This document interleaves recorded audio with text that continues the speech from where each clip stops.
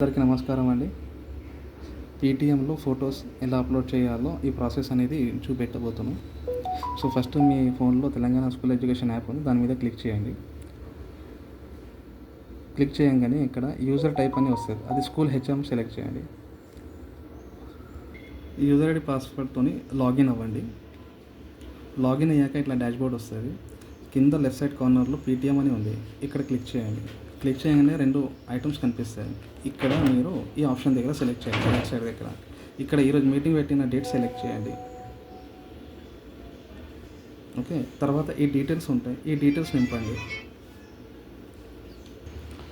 So ఈ details నింపినాక ఒకసారి చూసి ఆ ఆప్షన్స్ ప్రకారం మీరు సెలెక్ట్ చేయండి.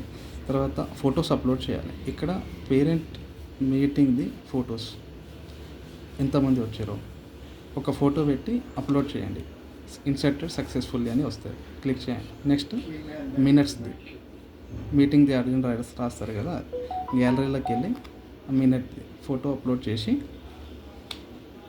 ఇన్సర్టెడ్ సక్సెస్ఫుల్లీ అని వస్తుంది. తర్వాత లాస్ట్లో సబ్మిట్ అనే ఆప్షన్ ఉంది.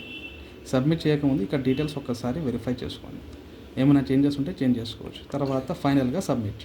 Are you want to show yes అయితే కంప్లీట్ అయిపోయినట్టే అండి. Thank you.